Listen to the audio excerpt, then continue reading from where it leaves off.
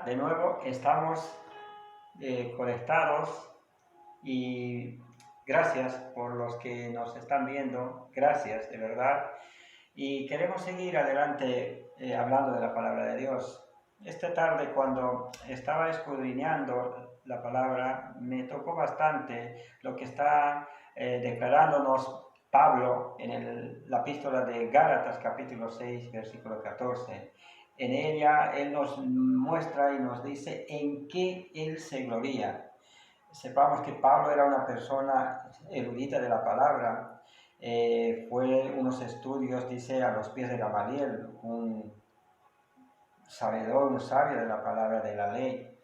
Pues él, al final de todo, al conocer a nuestro Señor Jesucristo, estaba tan comprometido, tan impactado con todo el Evangelio, y decía que él se gloriaba en la cruz, donde nuestro Señor Jesucristo había sido sacrificado, se sacrificó por ti y por mí. Entonces, toda persona se gloria de algo, y podemos ver en las personas naturales, si hay algo que define a una persona es en algo que se pueda gloriar, en algo que resalta por encima de los demás, cosas como todo hombre en alguna habilidad particular, en alguna posesión, en su profesión misma, en alguna particularidad por hacer buenos negocios, en el conocimiento que posee, etc.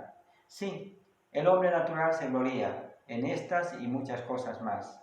Los cristianos, ¿en qué deberíamos gloriarnos? Pues ahí nos da la respuesta Pablo. Y nos dice en Gálatas capítulo 6, versículo 14, pero lejos esté de mí gloriarme, sino en la cruz de nuestro Señor Jesucristo. Porque el mundo me es crucificado a mí y yo al mundo. Pablo nos enseña que este gloriarme constituye la esencia misma de nuestra fe como cristianos. Nuestra fe como cristianos. La salvación del hombre depende enteramente de lo que ocurrió hace ya más de 2000 años allí, en aquella cruz. Los cristianos debemos gloriarnos en la cruz porque en ella vemos el amor de Dios, la justicia de Dios y la santidad de Dios. Los cristianos deberíamos gloriarnos en la cruz porque en ella vemos el perdón y la reconciliación. En la cruz vemos la razón y el motivo de todas las bendiciones que recibimos inmerecidamente, sin merecérnoslos.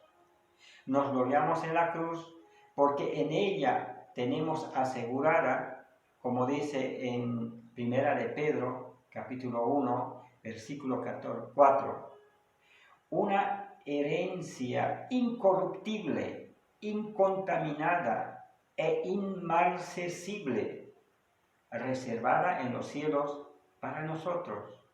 Un cristiano debe entender este mensaje de la cruz y abrazarlo de todo corazón, porque de ella emana la redención de la humanidad. Entendamos de esta manera que en la cruz está el principio y el fin de todo lo que nosotros en este tiempo, antes y después, se ha ido predicando. ¿Cuál es? La redención de la humanidad por el sacrificio que hizo Jesucristo.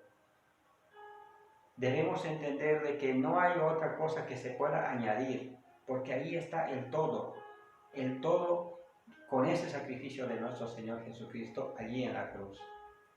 Los hombres que no reconocen a Jesús, les molesta hablarles de la cruz. ¿Por qué? Porque les llega a desnudar el orgullo que tienen para escuchar que ellos necesitan de una salvación. No quieren, porque en su vida natural ellos se sienten bien. Pero hay personas que al escuchar ese mensaje de la cruz, donde fue nuestro Señor Jesucristo muerto y resucitado, y que a través de ese sacrificio pueden alcanzar una vida diferente, transformada para salvación y vida eterna, para poder solucionar cualquier problema que tengan, cualquier problema, incluso la muerte, porque la palabra de Dios, para mí el morir es Cristo y el vivir es ganancia. Y entonces es lo que impacta al mundo y transforma, derraman sus vidas cuando escuchan este mensaje, que es una esperanza profunda, eterna, que lo hizo nuestro Señor Jesucristo de una vez y para siempre. De ella emana nuestra salvación. Se dice que la cruz en el tiempo de los romanos estaba preparada para criminales, para personas que habían transgredido las leyes romanas, pero Jesucristo, sin pecado, voluntariamente fue a esa cruz para salvación eterna de ti y de mí. ¿Qué estamos predicando o qué estamos enfocando en nuestra vida como cristianos? Debemos abrazar esa enseñanza de que en la cruz empieza, es el principio y el fin de nuestra fe.